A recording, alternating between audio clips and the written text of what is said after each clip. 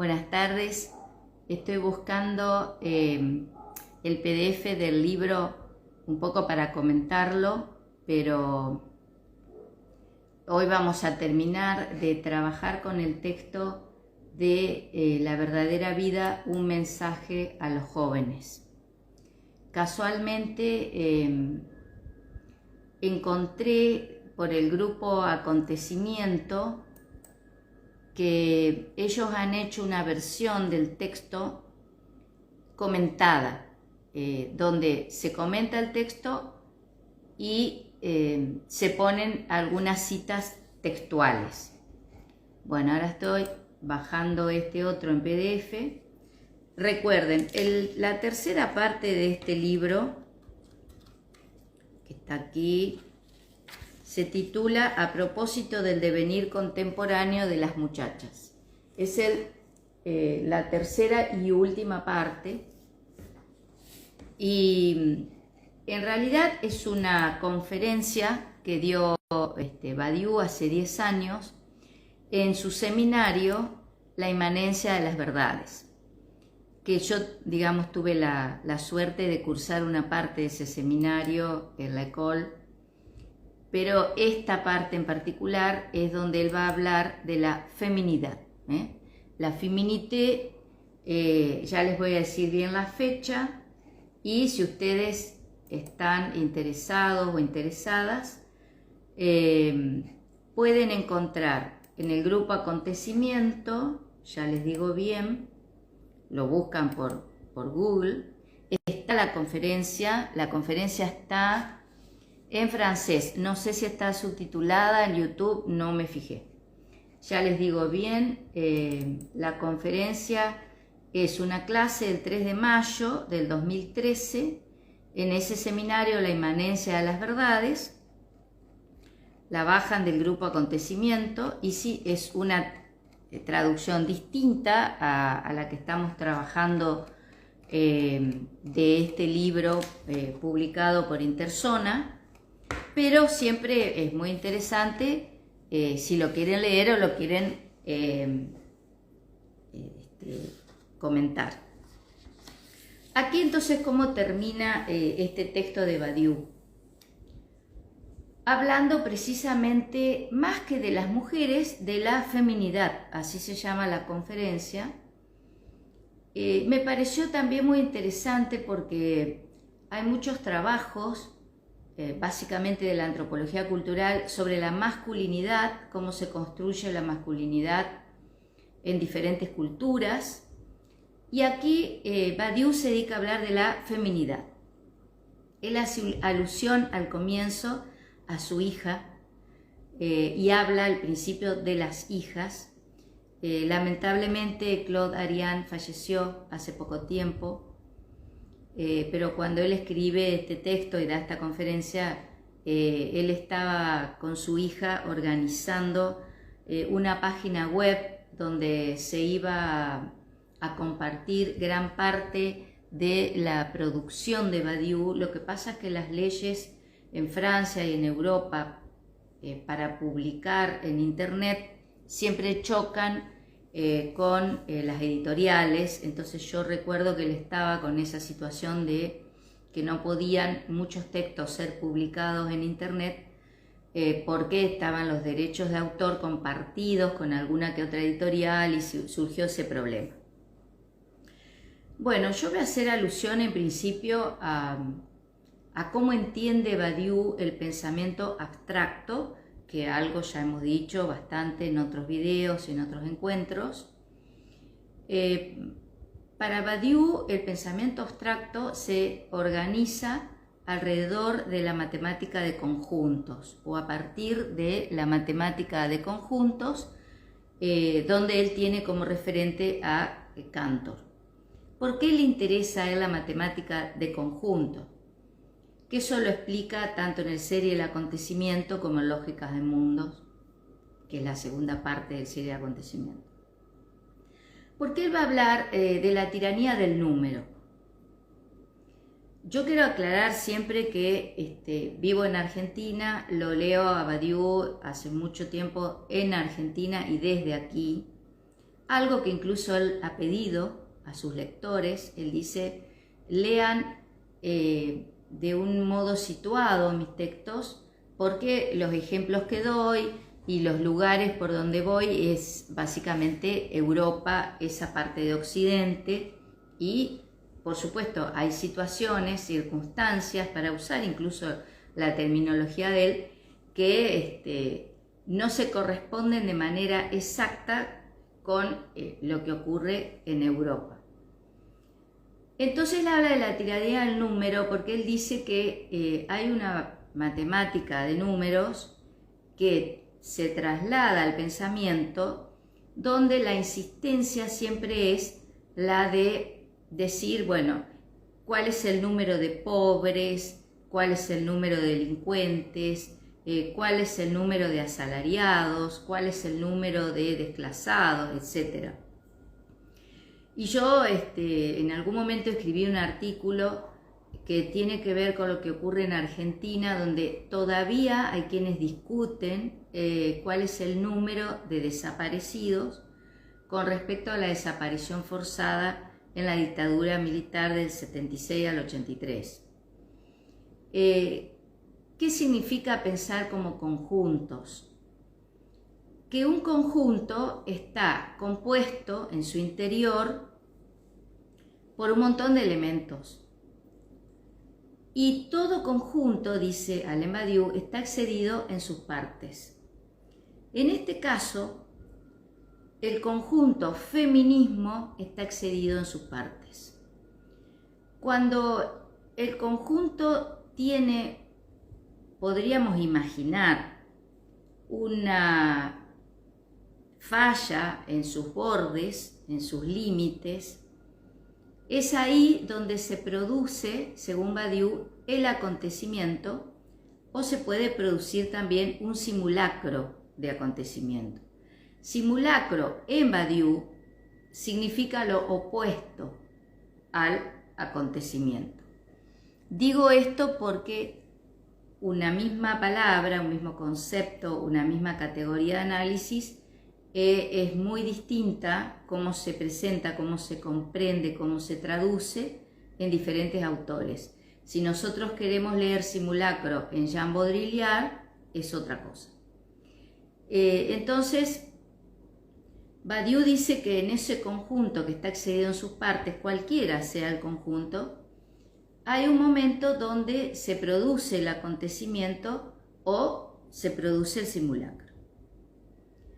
Algo interesante, no lo dice él en este texto, pero leyendo el texto es interesante pensarlo en los términos del feminismo. Es decir, en este conjunto donde hay elementos que se componen y se definen como feminismo, y que en algún momento se producen acontecimientos y también se producen simulacros. Él piensa la feminidad como aquello que se ha ido dando con respecto a las mujeres, a las hijas, a las jóvenes, cómo se fue dando en diferentes momentos de la historia. Y él aquí va a hablar, yo diría, de tres momentos o de tres temporalidades. Él va a hablar del mundo antiguo, el mundo contemporáneo y el mundo por venir. Hay una parte donde él dice, los filósofos y las filósofas en realidad no nos dedicamos al mundo contemporáneo, sino a pensar el mundo por venir. Por supuesto, para pensar el porvenir estamos analizando el mundo actual, el presente. De hecho, él tiene textos donde habla del presente. Cómo definimos el presente, cómo lo comprendemos, cómo lo proyectamos a futuro, con respecto a qué pasado y a qué memorias estamos definiendo un presente, cómo nos ubicamos nosotras y nosotros en ese presente. Entonces él va a decir que en el mundo antiguo había creencias, había tradiciones, ideas, y que el mundo actual se caracteriza por no tener ideas, por la no existencia de la idea, y él escribe siempre idea en mayúscula. Recordemos que decíamos en el encuentro anterior que él dice que hay cuerpos sin ideas. ¿Por qué? Porque son estos cuerpos que circulan con las cosas, las mercancías. En algún momento Sartre habló de la cosificación. Un poco tiene ese sentido, ¿no? Ese sentido de ser tratadas como cosas, cosas que circulan, y en definitiva lo que nos define ante los demás y ante nosotros mismos o mismas es qué cosas tenemos, qué cosas adquirimos, qué capacidad de compra, de adquisición tenemos de productos, de mercancías que circulan. Recordemos que él decía en el capítulo anterior que los adultos devenidos en eternos adolescentes también necesitan, en esa infantilización en la que están viviendo, seguir comprando juguetes. Los juguetes de los adultos, bueno, son los autos, son todo lo que tiene que ver con la tecnología actual. Entonces son esos adultos devenidos en eternos adolescentes, y la diferencia entre ser joven y ser adolescente, que no es lo mismo. Ahora bien, ¿qué es lo que él critica del mundo antiguo? Que había una idea, pero que era una sola idea, que no había posibilidades de organizar nuestra existencia con otras ideas o de crear o producir otras ideas. Era una sola idea. Y la idea de cómo debía ser el varón y cómo debía ser la mujer. El varón, ya lo vimos en el capítulo anterior, con respecto a estos tres momentos del padre real, que es asesinado por la horda primitiva, el padre simbólico, que tiene que ver con el advenimiento del Hijo de Dios, y el inicio del cristianismo. Él dice que el cristianismo es el momento del Hijo, y que ese Hijo lo que hace es tomar el lugar del Padre con respecto a la ley, ¿no? Y el tercer momento, que es el del Padre imaginario, donde ya el Padre queda en el lugar del semblante. Lo hablamos en el encuentro anterior, inspirado Badiou en la obra de Freud y del planteo de Jacques Lacan. Pero ¿qué pasa con la mujer? La mujer, en realidad, de ser una joven a ser una adulta, ese pasaje tiene que ver con su relación, su vinculación con el hombre, con el varón. Es decir, que ella siempre va a estar ligada a esta figura del varón, ya sea el padre, el hermano mayor, luego el marido, es decir, esta mujer que está siempre en la mediación del varón y entre esos varones. Y él también va a hablar de esta figura de la solterona, que es muy interesante porque en una parte dice, hoy se invirtió eso, porque antes la mujer, que era una solterona, era esa mujer que había fracasado en esa tradición, porque no había encontrado un varón con quien reproducirse, con quien formar la familia, con quien armar un hogar en el que ella va a quedar encerrada, y el varón va y viene, no tiene que estar dentro de ese lugar, como sí debe estar la mujer. Y él dice que hoy, en realidad, la figura de la solterona es de esta mujer que ya no necesita al varón para ser independiente económicamente, para ejercer sus derechos políticos, para tener una profesión, un trabajo, una iniciativa propia. Puede tener un amante, varios amantes, si decide casarse y tener hijos, se puede divorciar, puede también tener hijos sin necesidad de casarse o sin necesidad de tener una pareja, o puede decidir que su pareja sea otra mujer y tener hijos. O sea, que hoy esa solterona en realidad es un símbolo de emancipación o de autonomía y no un fracaso o una desgracia como era en el mundo antiguo. En el mundo antiguo, dice él, que permanece, no es que ese mundo antiguo fue reemplazado en la modernidad o la edad contemporánea, sino que él dice, hoy en muchos lugares y muchas culturas todavía se considera un valor la virginidad, un valor el matrimonio, donde la mujer tiene todavía que estar en ese ámbito doméstico, en ese ámbito familiar. No es que hubo una ruptura y hoy todo ha sido reemplazado, pero sí dice que vamos hacia eso, que ese mundo futuro vislumbra eso, vislumbra a una mujer donde va a ir rompiendo todos esos lazos con ese mundo que él llama antiguo. Él dice que la mujer en ese universo de la antigüedad pasa de ser una joven seductora a una madre agobiada. Me gustó esa frase, ¿no? Porque no deja de ser cierto que la mujer pasa por un periodo de juventud donde tiene que seducir al varón para después convertirse en una madre agobiada. Es decir, entre ese juego de seducción, el flirteo, como se decía antes, a el momento del embarazo, del parto y de todo lo que significa la maternidad, digamos, hay todo un periodo de romanticismo que se pierde ahí, ¿no? Bueno, él va a ir planteando los momentos, los distintos momentos por los que pasa la feminidad, cómo la feminidad, lo estoy diciendo con palabras propias, se construye. Aquí también tenemos que hacer la salvedad de que Badiou no hace un análisis biopolítico.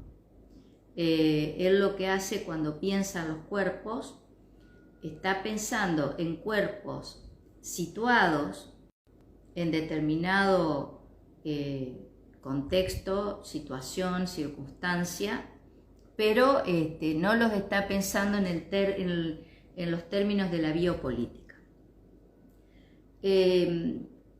Bueno, él lo que va a decir es que la mujer en la feminidad va pasando por diferentes momentos. Y está la mujer que es pensada solamente para la reproducción. Él recuerda los 3 tópicos que toma Platón en la República, donde Platón dice, está la producción, la reproducción y la defensa. La producción está relacionada al mundo del trabajo, en el que la mujer no estaba presente ni en la Grecia antigua ni durante muchísimo tiempo. Es decir, no estaba en ese mundo público, mundo político, digamos, ahí estaba solamente el varón, el obrero, el trabajador, el campesino. El tópico de la reproducción, que ahí por supuesto el varón tiene su parte que cumplir y la mujer también, o sea, participan los dos de ese tópico de la reproducción. Y el de la defensa, que está relacionado con la patria. Y el que defiende la patria es el varón, el soldado, el guerrero, de acuerdo a las diferentes culturas y a las diferentes épocas va a tener ese destino, ¿no? Y él dice siempre la mujer de los 3 tópicos queda en uno solo. Queda en ese mundo doméstico, ese mundo de la familia, de los hijos, y ahí ella cumple esa función, la función de la reproducción, de la madre. Que también la madre va a tener diferentes figuras. Él va a hablar en un momento de la madre santa, la madre abnegada, la madre sufriente frente al hijo torturado, que ahí por supuesto él va a citar la figura de la Virgen María, porque él viene tomando esta instancia, este momento de surgimiento del cristianismo. Entonces es la mater dolorosa frente al hijo crucificado, frente al hijo torturado, pero además hay otra cuestión, la madre virgen. De hecho, el psicoanálisis ha trabajado mucho esta cuestión de la madre virgen, que se opone a la puta, es decir, la puta se opone a la madre virgen, que sabemos que es imposible que una mujer virgen pueda ser madre, pero eso ha quedado en la cultura del cristianismo muy arraigada, esa figura, que por supuesto a la mujer le ha generado durante siglos situaciones de vergüenza, de culpa, en el sentido de la mujer que ha quedado embarazada fuera del matrimonio, la mujer amante de que ha tenido hijos, pero que no es la esposa, que no ha podido legitimar vía contrato social ese lugar de la maternidad. Entonces, bueno, él también va a hablar de esa figura, ¿no? De la madre santa, de la mujer enamorada, que también esta mujer enamorada ha ocupado, sobre todo en el siglo XIX, dice Badiou, en los poetas, un lugar importantísimo en la poesía, en la novela romántica. Hay una parte que lo cita a Charles Baudelaire y dice: para Baudelaire la mujer es un transeúnte. Me encantó esas líneas porque precisamente Baudelaire, en Las Flores del Mal y en otros de sus poemarios, sus escritos, Baudelaire describe la ciudad, que la ciudad tenemos que pensar que en ese momento era una novedad. Para nosotros la ciudad es un hecho consumado, nacimos, crecimos, estamos en la ciudad. En cambio, en esa época la ciudad era una novedad. Los carruajes, los kioscos que vendían los periódicos. Baudelaire habla de los traperos, que hoy serían las personas en situación de calle, ¿no? El trapero, que también podría ser el cartonero nuestro de la actualidad. Las prostitutas, él habla de las prostitutas, y la mujer es un transeúnte, porque el poeta está en el bar, en el café, y ve pasar a la mujer y se enamora. Y se enamora de una mujer que es eso, es un breve momento efímero, instantáneo, inmediato, donde una mujer pasa y él la ve pasar. Bueno, él aquí por supuesto no habla tanto de Baudelaire, pero me gustó esa frase de él sobre la mujer como un transeúnte, o sea, cómo habita la mujer la ciudad. Entonces él acá dice: en el mundo de la tradición, la mediación masculina constituía la cuestión de las hijas en el siguiente sentido: lo que separa a la hija de la mujer no es otra cosa que el hombre. Cuando ella, esa joven, deja de ser la hija, cuando se casa. Pensemos que hasta hoy día, las mujeres que se casan por iglesia, el padre o el hermano mayor o el tío o el abuelo, el que hace, digamos, que cumple esa función de figura paterna, la acompaña hasta el altar, y cuando llega al altar se la entrega al futuro marido. Esto que parece una antigüedad, pero todavía existe, esta situación de la mujer que es acompañada por el padre para encontrarse con el futuro marido y futuro padre de sus hijos. Entonces él dice que es totalmente diferente para el hijo, porque lo que separa al hijo del padre no es un término exterior real como lo es un marido para la mujer. Lo que separa al hijo del padre es el control del orden simbólico. Es decir, que el hijo pasa a ser hombre cuando pasa a representar él la ley y el orden simbólico. En cambio, la mujer, para la hija, que deja de ser hija para ser mujer, necesita del varón, necesita que alguien la acompañe a encontrarse con el futuro marido. Acá Badiou, en otra parte del texto, él dice, esto no es que es algo tan lejano, no es que es algo propio de la antigüedad, del mundo que pasó hace tantos siglos. Y él dice, en Francia, en la década de hasta la década de 1960, la mujer tenía que residir en el domicilio declarado en el documento. En cambio, el varón podía ir y venir de ese domicilio, tener varios domicilios, pero ella estaba obligada a quedarse en ese domicilio, en ese lugar que declaraba en sus documentos. Y él acá la cita a Simone de Beauvoir, porque él dice, en Francia, los papeles, ellos le dicen papier a lo que nosotros decimos la libreta de familia. De hecho, los inmigrantes se los suele llamar en Francia sans papier porque no tienen papeles, no tienen documentación, los indocumentados. Entonces él dice, en Francia, las planillas que había que llenar, decía sexo 1, hombre, sexo 2, mujer.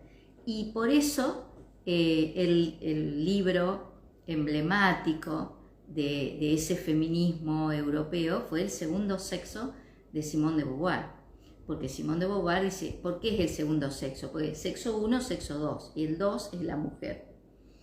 Entonces él dice, no pasó tanto tiempo, desde la década de 1960 hasta nuestros días.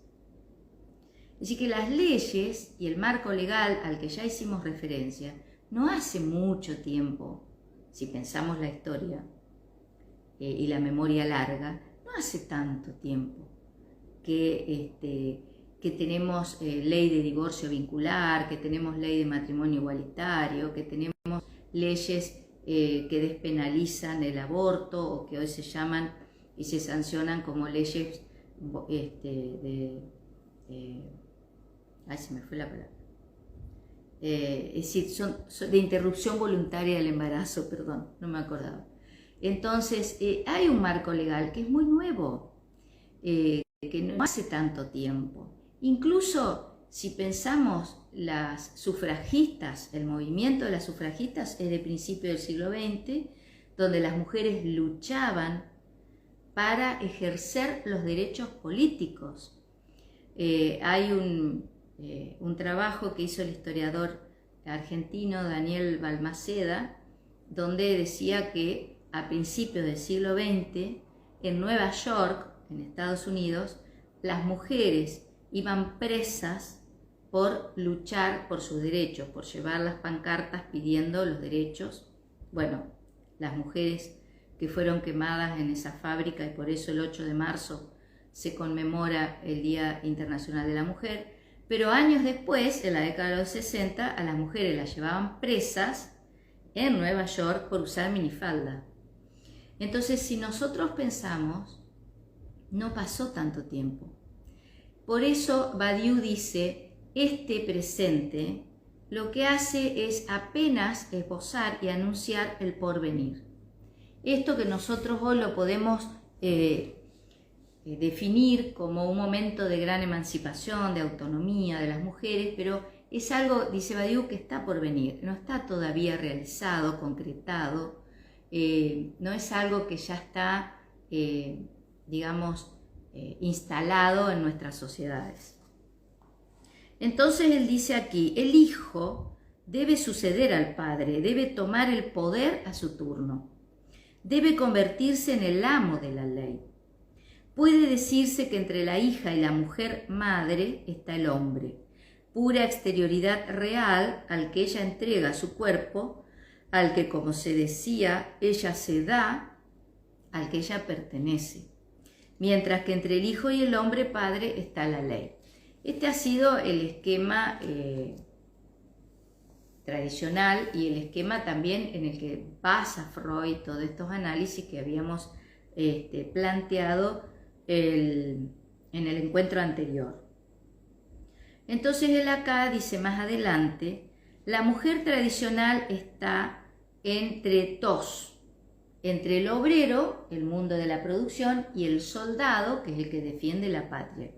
Ella está entre esos dos lugares y se encuentra compartiendo con el varón solamente esa instancia, ese tópico de la reproducción, es decir, la continuidad de la especie.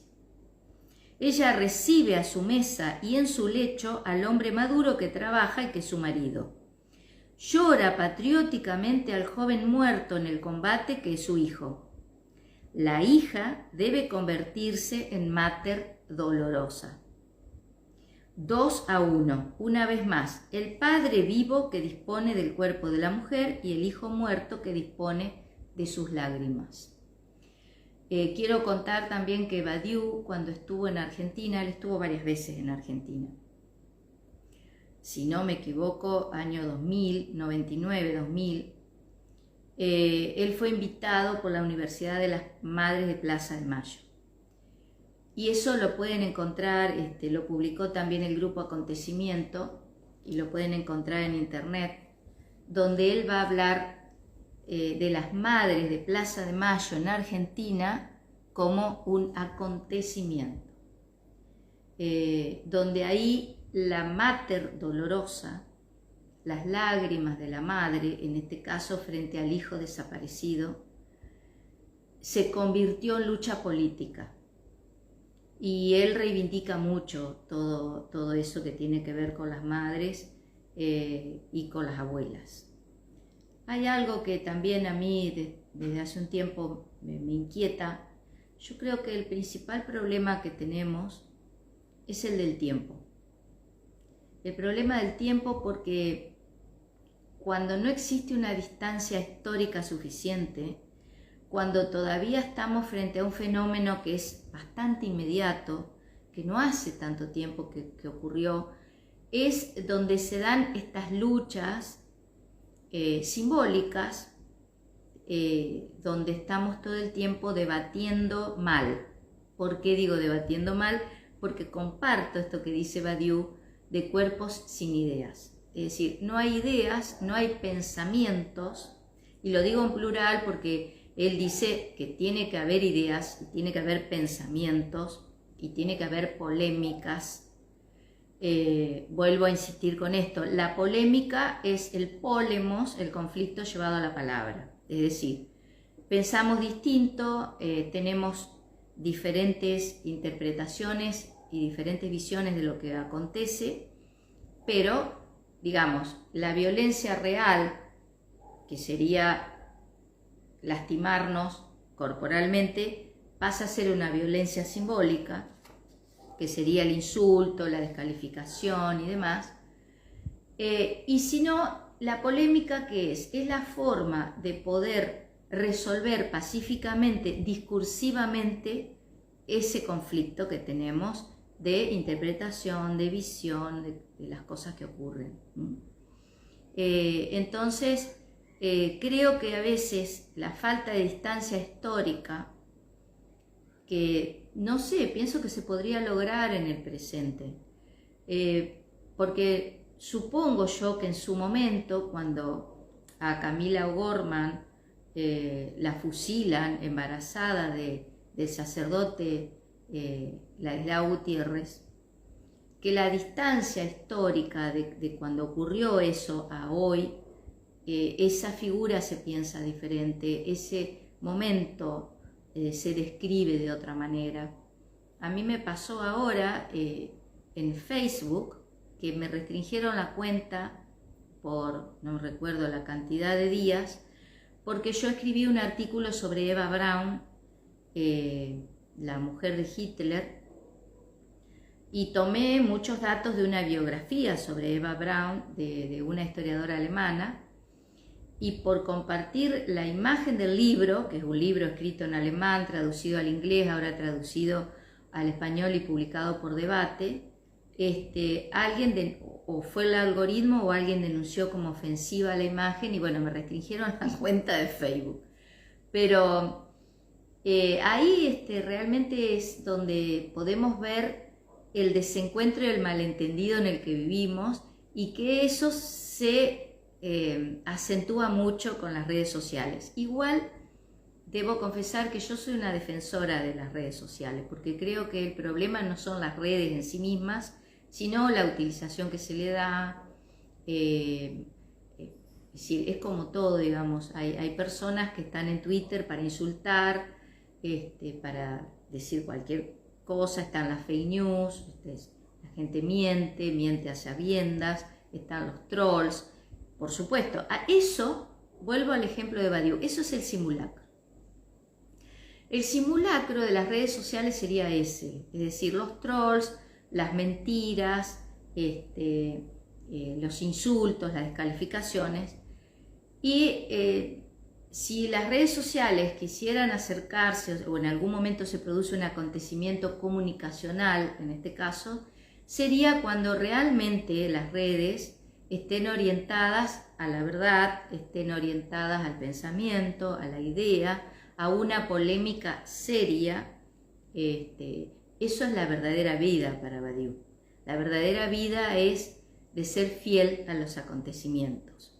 Y los acontecimientos están siempre en orden al bien, mientras que el simulacro está en orden al mal, ¿no? El simulacro es aquello que aparentemente es política, aparentemente es amor, aparentemente es amistad, pero en realidad eso está utilizado para el mal, está utilizado para la agresión, para la violencia, para lo que Freud llamó el tánatos, que es la pulsión de muerte. Por eso yo quería por ahí hacer referencia a algunas categorías de análisis de él. Entonces él dice, entre nosotros la sociedad tradicional está muriendo. ¿Qué es esa sociedad tradicional que le pedía a la mujer que quedase encerrada en el mundo doméstico, que no pudiera ejercer sus derechos políticos, que tenía que estar entre la santa, y acá me acuerdo mucho, hablando desde Argentina, del tango? En el tango, la santa viejita, la madre santa, es una figura muy fuerte, esa madre en el tango, y después está esa otra mujer, la mujer que lo traiciona, la prostituta, ¿viste? También está esa mujer.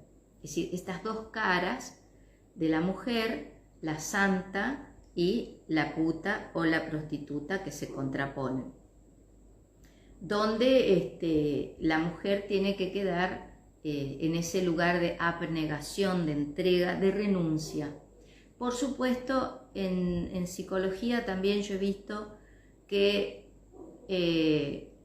se utiliza el término renuncia en un sentido no negativo, sino en un sentido de decir, bueno, siempre tiene que haber una renuncia pulsional. Si yo tengo que renunciar a parte de mis deseos para poder vivir en una sociedad organizada, lo que llamaba Freud la civilización, ¿no?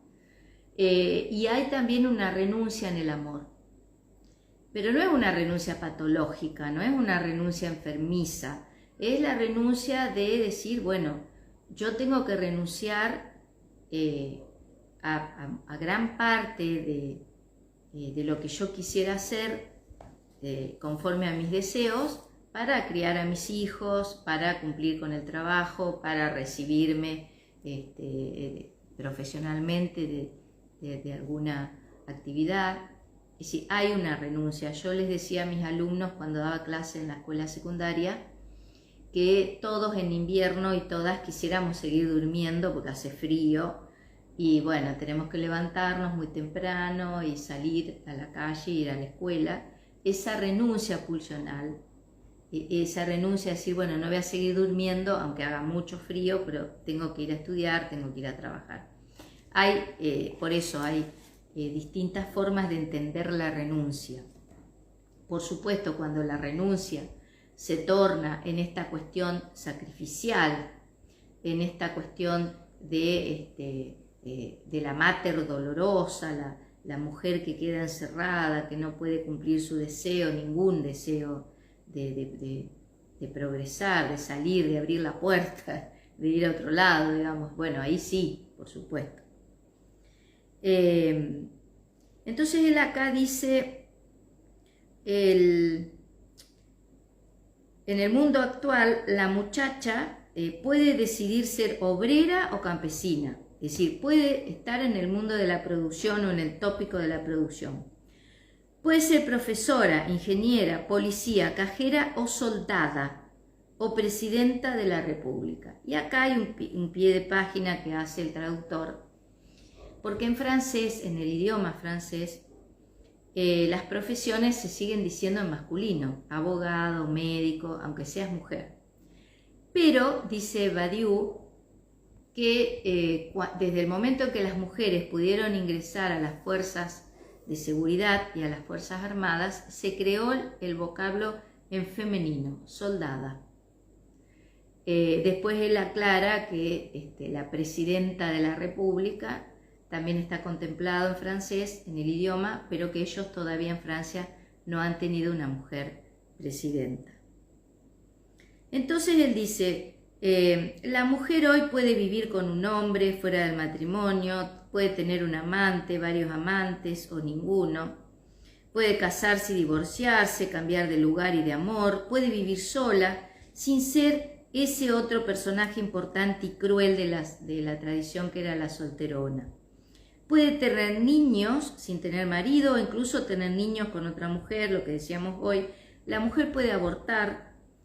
El nombre maldito de hija madre ha desaparecido.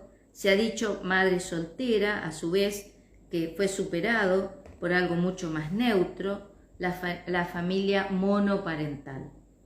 Y hoy se está trabajando mucho, sobre todo en Europa, en España.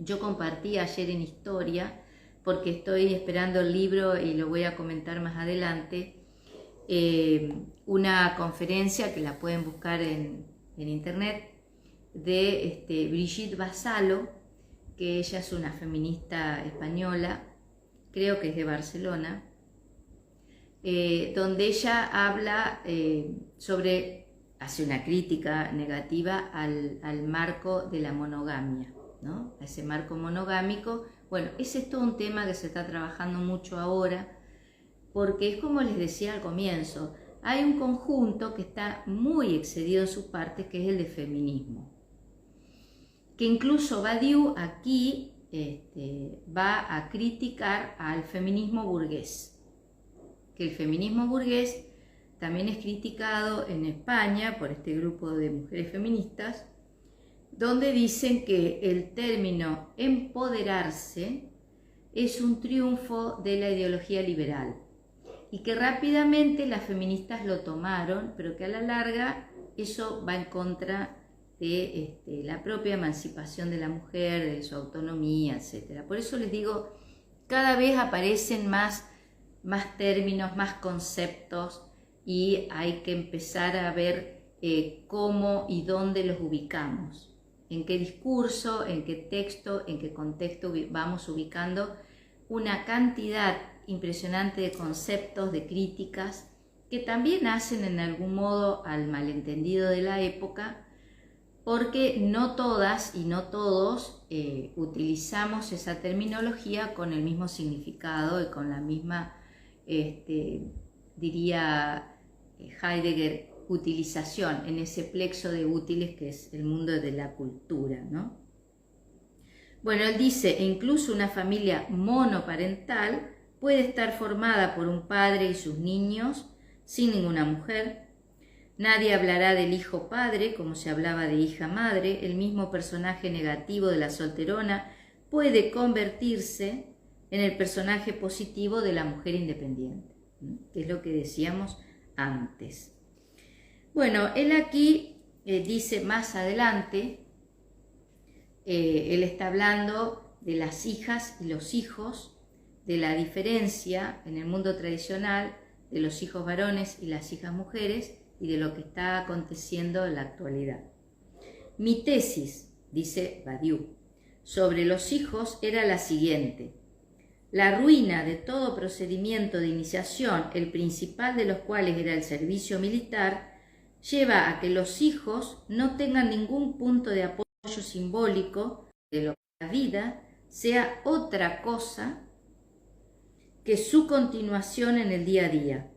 De ahí la tentación de una adolescencia eterna, es decir, vuelve a lo que había dicho en el capítulo anterior.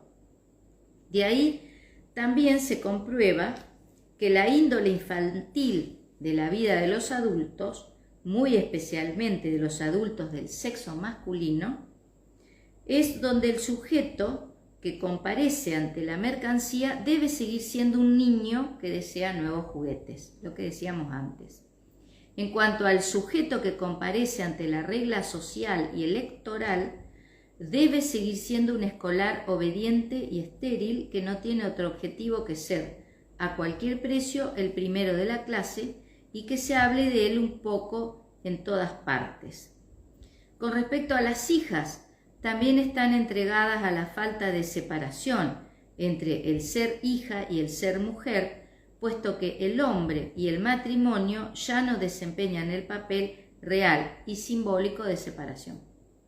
Es decir, ya no hay esa separación donde el joven pasa a ser un adulto, la hija pasa a ser una mujer, el hijo pasa a ser padre. Sin embargo, Badiou dice que en el mundo actual las mujeres están más preparadas que los varones. Incluso, bueno, él tiene toda una militancia política con grupos que viven en los márgenes, en la periferia, sobre todo los grupos inmigrantes en Francia.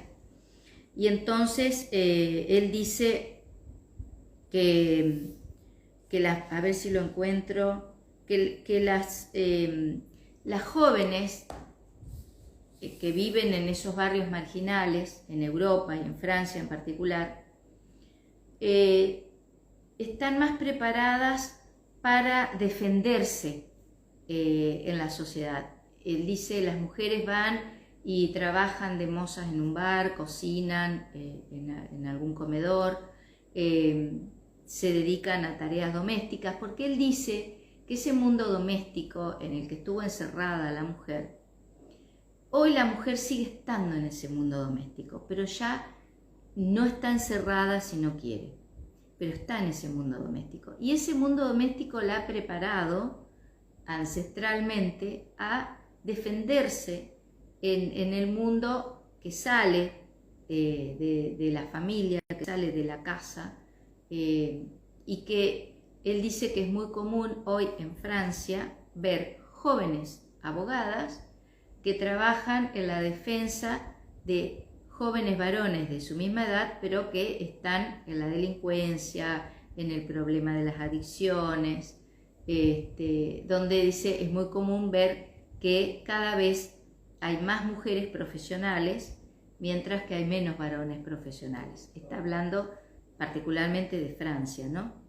Donde él dice también que la mujer no tiene que pedir un permiso hoy para ocupar un lugar en el mundo de la política, en el mundo empresarial, en el mundo del trabajo en general, como antes, que tenía que estar pidiendo de alguna manera, por favor, ingresar a ciertos lugares. Pero, bueno, estamos hablando de un filósofo que es un varón heterosexual de 86 años, donde seguramente los distintos grupos feministas le dirían a Badiou que no es tan fácil como él cree para las mujeres, que todavía las mujeres ganan menos por el mismo trabajo que hace un varón, que todavía en muchos lugares se prefiere emplear a varones, y bueno, en ese punto sí él tiene razón, que no es todavía el mundo actual, sino el mundo por venir, que esperemos sea ese que él está tan convencido de que se va a afianzar, este punto de semejanza entre el varón y la mujer, y lo que él siempre llama una política igualitaria en acto, es decir, que se pueda lograr una política igualitaria en acto entre varones y mujeres. Él no habla acá de grupos transgénero, de intersexualidad, él no habla de esos términos, no los trabaja. Aquí es donde yo les decía recién. Él dice, las chicas están igual de carenciadas en los barrios pobres que los varones, peor incluso porque a menudo ellas deben ocuparse de las tareas domésticas y de los niños más jóvenes. Pero trabajando en la esquina de una mesa, en la cocina, triunfan, sabiendo que los ejercicios que les piden no son más que juegos de niños para ellas, definitivamente mujeres. Se dirá que lo que quieren es zafar del mundo opresivo donde nacieron, por supuesto, pero toda la cuestión es que puedan hacerlo, y solo porque la mujer libre en la que quieren convertirse ya está en ellas en toda su potencia, tan firme y decidida como debe ser, mientras que el hijo, al no saber lo que es, no está en condiciones de convertirse en lo que puede. La niña, mujer, puede convertirse con facilidad en lo que ya sabe que es. Bueno, esto se fue dando también por la declinación del padre, esto de, en la medida en que se debilita la figura del padre, la figura del orden simbólico de la ley, ahí es donde el varón, el joven varón, pierde la referencia, pierde ese parámetro en el cual él debe convertirse o transformarse, y la mujer va a prescindir de esa necesidad que tenía en la sociedad tradicional de ser entregada por el padre al futuro marido para ella legitimar su lugar como mujer, dejar de ser una niña y pasar a ser una mujer. Recordaba también, en base a lo que decíamos antes, de la Madre Virgen, de la Virgen María, que es también la Mater Dolorosa. Seguramente los que, o las que tienen más o menos mi edad, mi generación, yo recuerdo que cuando cumplíamos 15 años, era muy común regalarte una medalla de oro en esa época con la cadenita de la Virgen Niña. Muchos recordarán y muchas, porque son los símbolos de una cultura que viene del cristianismo en Occidente y que, lejos de ser una figura inocente, a las mujeres nos está diciendo algo, ¿no? Nos está diciendo que ese valor de la virginidad hay que mantenerlo hasta el momento del matrimonio. Por supuesto, eso ya no está más, o puede estar en algún lugar, en algún contexto. Bueno, él dice, la sociedad tradicional es completamente distinta porque impone una creencia y por tanto una idea, algo que también dijimos al comienzo. La opresión no es que haya que vivir sin idea, sino que haya una idea obligatoria, generalmente religiosa. Su imperativo es vive con esta idea y ninguna otra, mientras que el imperativo contemporáneo, vuelvo a decirlo, es vive sin idea. Por eso se habla desde hace 40 años de la muerte de las ideologías. No nos olvidemos, bueno, los que algo hemos leído de Badiou y sabemos, Badiou cuando escribe Manifiesto por la Filosofía y después escribe el segundo Manifiesto por la Filosofía, está discutiendo con esta cuestión de la muerte de las ideologías y demás de la posmodernidad. Él discute, se enfrenta con los posmodernos allá por la década, fines de los 70, principios de los 80. Un abrazo y nos vemos la próxima semana.